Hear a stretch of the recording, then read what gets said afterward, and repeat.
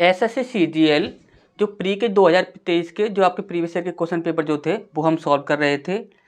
इससे पहले आपके एसएससी जीडी 2023 के जितने भी आपके क्वेश्चन पूछे गए थे मैथ के वो सभी सॉल्व हो चुके हैं, और साथ ही साथ एसएससी जीडी 2023 के जितने भी आपके हिंदी के प्रश्न पूछे गए थे वो भी सभी आपके सॉल्व हो चुके हैं। यदि आप उन्हें देखना चाहें तो उन्हें आप देख सकते हैं।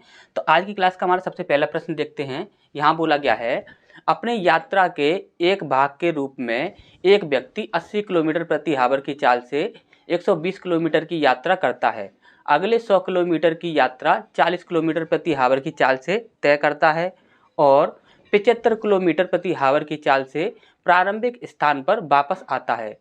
तो पूरी यात्रा में व्यक्ति की औसत चाल लगभग में हमें बतानी है। ठीक, तो देखिए काफ़ी इजी प्रश्न है, आप इजीली कर सकते हैं। यहाँ पर इतना कुछ है भी नहीं। यहाँ पर देखिए, जैसे कि यहाँ पर सबसे पहले हम बात करते हैं, ये आपका एक प्रारंभिक स्थान है और प्रारंभिक स्थान से एक व्यक्ति यहाँ से यहाँ तक चला, यहाँ से यहाँ तक चला, और ये दूरी कितनी बताई गई है? दूरी बताई गई है 120 किलोमीटर। कितनी बताई गई है? 120 किलोमीटर। 120 किलोमीटर की ये आपकी क्या है? दूरी है। और इसे तय करने में उसने चाल क्या यूज की? 80 किलोमीटर प्रति आवर। 80 किलोमीटर प्रति आवर की चाल से इसने ये दूरी तय की। अब इसके बाद दूसरा पॉइंट उसने बोला कि अगला जो भाग है वह 100 किलोमीटर का है, यानी कि यहाँ से यहाँ तक वो फिर से चला, वह 100 किलोमीटर चलता है। ठीक, कितना चलता है? 100 किलोमीटर। अब उसकी चाल क्या है? तो चाल है उसकी 40 किलोमीटर प्रति आवर। 40 किलोमीटर प्रति आवर की चाल से वह चलता है। ठीक, अब वह यहाँ पर लास्ट पॉइंट तक पहुँच गया। अब लास्ट पॉइंट तक पहुँचने के बाद उसने क्या किया कि 75 किलोमीटर प्रति आवर की चाल से वह वापस आ गया। 75 किलोमीटर प्रति आवर की चाल से वह वापस आ गया यहाँ स्टार्टिंग पॉइंट तक। यानी कि उसने क्या किया कि ये लास्ट पॉइंट से यहाँ स्टार्टिंग पॉइंट पर वापस आ गया। कितने की चाल है आपकी? 75 किलोमीटर प्रति आवर की चाल है। और यहाँ पर यदि हम दूरी की बात करें कि उसने टोटल कितनी दूरी तय की, तो आपको अच्छे से पता है यहाँ से यहाँ तक की जो दूरी है वो 120 किलोमीटर है, और यहाँ से यहाँ तक की जो दूरी है वह 100 किलोमीटर है। यानी कि टोटल दूरी कितनी हो गई यहाँ से यहाँ तक? तो हो गई आपकी 100 और 100 200 और 20, यानी कि 220 किलोमीटर। ठीक, 220 किलोमीटर की जो है वह टोटल दूरी तय की गई है। किससे? 75 किलोमीटर प्रति आवर की चाल से। अब यहाँ पर आपको क्या चाहिए? जब कभी भी हम औसत चाल की बात करें तो औसत चाल के लिए चाहिए हमें कुल दूरी बट्टे कुल समय। अब कुल दूरी कितनी हो जाएगी? तो कुल दूरी की बात करें तो देखिए यहाँ से यहाँ तक जो टोटल आपकी दूरी है वो कितनी है आपकी? 220। यानी कि कुल दूरी कितनी हो जाएगी? तो वो हो जाएगी आपकी 440 किलोमीटर। ठीक, 440 किलोमीटर ये आपकी टोटल दूरी हो जाएगी, क्योंकि यहाँ से यहाँ तक ये आपकी 220 हो गई और वापस आया तो 220 फिर से तय की, तो यानी कि 440 ये टोटल आपकी दूरी हो गई। अब यहाँ पर यदि हम समय की बात करें तो देखिए फर्स्ट की हम यहाँ पर बात करें, फर्स्ट जो आपका समय है उसमें हम क्या करेंगे? जैसे कि यहाँ पर देखें तो इसे 4 दूनी 8 और 4 तिया 12, यानी कि ये कितना हो गया आपका? ये हो गया आपका 3/2, और इसे हम कह सकते हैं 1.5। ठीक, इसे हम 1.5 कह सकते हैं। इसके बाद नेक्स्ट हम बात करें तो यहाँ पर आप देखोगे तो 2 दूनी 4 और 2 पंजे 10, यानी कि ये कितना हो गया आपका? सेकंड की बात करें तो सेकंड होता है आपका 5/2, और 5/2 को हम क्या कह सकते हैं? हम कह सकते हैं 2.5। ठीक, अब इसका नेक्स्ट हम बात करें, ये नेक्स्ट कितना है आपका? 220/75। 220/75 की हम बात करें तो 5 से काट दीजिए, 5 एकम 5, 5 तिया 15, और यहाँ पर 5 चौक 20 और 5 चौक 20। ठीक, इतना हो जाएगा, यानी कि 44/13 हो जाएगा। तो यदि हम थर्ड की बात करें, थर्ड की हम बात करें तो कितना है आपका? 44/13। ठीक, 44/13 होता है 13 तिया 39 पॉइंट, 13 तिया 39 और 8। ठीक, तो इतना आपका हो जाएगा। ठीक, अब यहाँ पर यदि देखिए ध्यान से समझिएगा, उसने हमसे बोला है औसत चाल जो होनी चाहिए वह लगभग में होनी चाहिए, यानी कि हमें ये कंफर्म है कि जो भी हमारा आंसर आएगा वह करेक्ट नहीं आएगा, वह लगभग में आएगा, थोड़ा बहुत ऊपर या नीचे होना चाहिए। ठीक, अब यहाँ पर आप ध्यान से समझिए, यहाँ पर आप देखोगे तो ये कितना है आपका? 1.5, और ये कितना है आपका? 2.5, यानी 2 और 1 कितना हो गया? 3, और ये कितना हो गया? 1। तो यहाँ पे ये कितना हो गया आपका? टोटल आपका 4 हो गया। ठीक, 4 ये हो गया और 3 ये, 4 और 3 कितना होता है 7, यानी कि हो गया हमारा 7.38। 7.38 ये हमारा होता है। अब यहाँ पर देखिए ये जो कुल समय है, ये कुल समय है, ये कितना है हमारा 7.38। अब 7.38 से अब यदि आप भाग लगाते हो तो इसमें काफ़ी दिक्कत आएगी आपको भाग लगाने में, लेकिन आपको कभी भी इस प्रकार से नहीं लगाना है और आप अच्छे से जानते हैं इन चीज़ों को। जैसे कि हम लिखें यहाँ पर जैसे कि हमने लिख दिया 2.5, यदि हमने 2.5 लिखा है तो हमें 2.5 ही लेना होगा। यदि हमारा 2.5 से ज़रा भी नीचे है, हमारा 2 हुआ, 3 हुआ, 4 हुआ या 1 हुआ, कुछ भी हुआ, हमारा 2 पॉइंट के बाद यदि 1 है या 2 है या 3 है, 5 से कम है तो हम सिर्फ उसे 2 लिख सकते हैं लगभग में। यदि हमारा 2.5 से ऊपर है, 6, 7, 8 या 9 या कुछ भी है, तो हम उसे क्या लिखेंगे, 5 से यदि ऊपर है तो हम उसे क्या लिखेंगे, 3 लिखेंगे। अब यहाँ पर आप देखोगे तो 7.3 है यहाँ पर, यानी कि यह क्या है कि 5 से कम है। जब 5 से कम है तो हम इसे सिर्फ 7 ही लिख सकते हैं। ठीक, अब 7 से आप इसमें भाग लगाइए, 7 6 42 और 7 दूनी 14 पॉइंट, इतना आपका लगभग में आ जाएगा। ठीक, तो इतना आपका लगभग में आ रहा है 62.8। और यहाँ पर आप देख लीजिए लगभग में कहाँ पर आ रहा है, तो देखिए वो 68 है, यहाँ पर 68 है, तो ये तो आपका होना नहीं है। और 6 के लगभग में कौन सा है, तो ये है 63.46, तो यही हमारा बिल्कुल सही आंसर हो जाएगा। ठीक, तो नेक्स्ट क्वेश्चन की ओर बढ़ते हैं।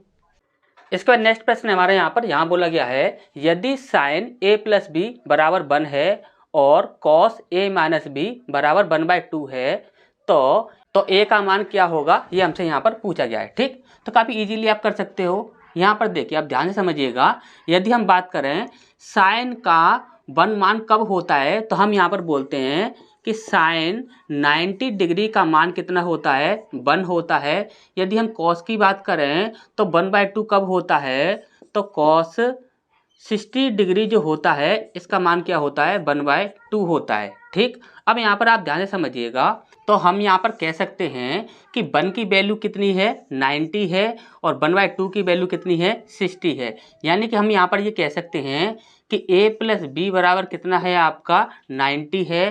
ठीक, a + b बराबर कितना है 90 डिग्री है, और यहाँ पर a - b बराबर कितना है आपका 60 डिग्री है। कितना है, 60 डिग्री। ठीक, तो यहाँ पर हम ये कह सकते हैं कि यहाँ पर देखिए इन दोनों को यदि हम ऐड करते हैं तो ये प्लस माइनस आपस में कैंसिल हो जाएंगे। कितना बचा आपका 2a बचा, 2a बराबर कितना हो जाएगा, ये हो जाएगा आपका 150, और 150 में यदि आप भाग लगाते हो तो आ जाता है आपका 75 डिग्री, और 75 डिग्री ही हमारा आंसर है। ठीक, तो यहाँ पर देखिए सी ऑप्शन है जो कि बिल्कुल सही हो जाएगा। ठीक, तो नेक्स्ट क्वेश्चन की ओर बढ़ते हैं। इसके बाद हमारा नेक्स्ट प्रश्न है, यहाँ बोला गया है, दी गई आकृति में PAB एक छेदक सीकेंट है और PT P से वृत्त की स्पर्श रेखा है।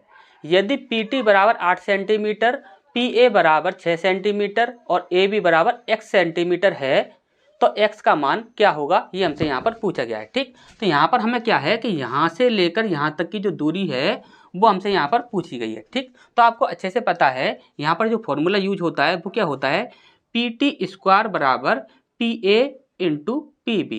क्या होता है, PT² बराबर PA × PB। ठीक, अब PT² यानी कि PT कितना है आपका 8 सेंटीमीटर, तो हम 8 का स्क्वायर कर देंगे, इक्वल टू PA की वैल्यू कितनी है आपकी, तो 6 सेंटीमीटर, इंटू PB कितना हो जाएगा, तो PB हो जाएगा 6 इतना है और x इतना है, तो कितना हो जाएगा आपका 6 + x। ठीक, इतना हो जाएगा। अब यहाँ पर ऐसे सॉल्व करते हैं तो ये कितना हो जाएगा आपका 8 × 8 64 होता है, 64 इक्वल टू यहाँ पर कितना है 6 × 6 + x। ठीक, ये है आपका। अब यहाँ पर आप देखिए 6 + x ये है आपका इक्वल टू ये कितना है आपका 64 और ये वाली संख्या जो है ये गुणा में है, ये भाग में चली जाएगी, यहाँ पर 6 हो जाएगा, और ये प्लस वाली जो संख्या है ये आपकी इधर जाकर माइनस में हो जाएगी। ठीक, अब यहाँ पर 6 × 36 यानी कि 64 में से आप 36 माइनस करोगे और उसमें क्या करोगे 6 से भाग लगाओगे। ठीक, तो ये आपका हो जाता है आपका टोटल 28/6 इतना हो जाएगा। अभी इसे और काट लीजिए, तो ये देखिए 2 से काट दीजिए, 2 × 6, 2 × 2, 2 × 8। ठीक, यानी कितना आ जाएगा आपका 14/3। इतना है क्या यहाँ पर, हाँ ऑप्शन में दिया गया है 14/3। ठीक, तो नेक्स्ट क्वेश्चन की ओर बढ़ते हैं। इसका नेक्स्ट प्रश्न हमारे यहाँ बोला गया है, तो देखिए यहाँ पर ये एक कैलकुलेशन है और काफ़ी इजीली हम सॉल्व कर लेंगे।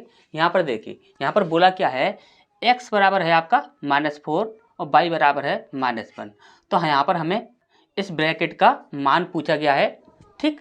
तो यहाँ पर आप देखिए, सबसे पहले यहाँ पर दिया क्या है, तो यहाँ पर दिया है आपका 3x³ + 5x² y + 12x² + 7y³, ठीक, इतना दिया हुआ है आपका। अब यहाँ पर आप देखिए, यहाँ पर है सबसे पहले 3 × x³ करेंगे, यानी कि x कितना है आपका 4 है। यदि पावर आपकी विषम होती है तो वह संख्या जो होती है वह आपकी माइनस में ही रह जाती है। तो यहाँ पर 4 का क्यूब इतना होता है 64, यानी कि हमारा कितना हो जाएगा -64, ठीक, -64 ये हमारा यहाँ पर आ जाएगा, ठीक। इसके बाद प्लस यहाँ पर कितना है आपका 5 है, 5। अब यहाँ पर x² हमें करना है 4 चौक 16, यानी कि 16 कितना किसका हो जाएगा, प्लस का हो जाएगा, क्योंकि यहाँ पर क्या है, सम संख्या है, जो पावर जो है वह सम है। तो 4 चौक 16, ये 16 जो है वह प्लस का हो जाएगा, लेकिन y जो है वह आपका माइनस का है। तो इंटू 1 करेंगे तो ये कितना हो जाएगा आपका -16, ठीक, समझ आ गया होगा। माइनस का 1 है, इससे हम इंटू करेंगे तो कितना हो जाएगा -16, ठीक। इसके बाद प्लस यहाँ पर कितना है आपका 12। इसके बाद x कितना है आपका -4 इंटू y² करेंगे तो यहाँ पर ये 1 जो है वह प्लस का हो जाएगा, तो ये सिर्फ -4 बचेगा, इसे हम यहाँ से इतना ही रहने देंगे, ठीक। प्लस यहाँ पर 7 है। अब यहाँ पर देखिए y³ हमें करना है, यानी कि हमारी पावर जो है वह क्या है, विषम है। तो यहाँ पर क्या रहेगा, माइनस का 1 ही रहेगा। तो यहाँ पर यदि माइनस का 1 रहेगा तो यहाँ पर देखिए माइनस का 1 हमने यहाँ पर रख दिया, ठीक। अब यहाँ पर आप देखिए, सबसे पहले आप इसका इंटू कीजिए तो कितना हो जाएगा, 4 × 12 की 2, हाथ से लगी 1, 6 × 18 और 1 19, और ये किसका हो जाएगा आपका माइनस का, ठीक। अब इसका इसे देखिए तो यहाँ पर कितना है, 16 पंजे 80 होता है, यानी कि माइनस का 80 हो जाएगा ये आपका। 12 चौक 48 होता है, ये भी आपका माइनस का हो जाएगा, क्योंकि माइनस है यहाँ पर। 7 से कम 7, ये भी आपका माइनस है, तो ये भी आपका -7 हो जाएगा, ठीक। अब हमें क्या करना है, सिर्फ इनको ऐड करना है। ऐड करने के लिए हम क्या करेंगे, 7 दूनी 14 और 1 15, 15 और 2 17 की 7, हाथ से लगी 1, ठीक। अब यहाँ पर 4 और 8 12, 12 और 9 21 और 1 22 की 2, हाथ से लगी 2, 1 और 2 3, यानी कि कितना हो जाएगा 327, और वो भी किसका, माइनस का। सारी संख्या किस में है, माइनस में। तो माइनस का 327 कहाँ पर है, तो देखिए यहाँ पर डी ऑप्शन है आपका, माइनस का 327, ठीक। तो नेक्स्ट क्वेश्चन की ओर बढ़ते हैं।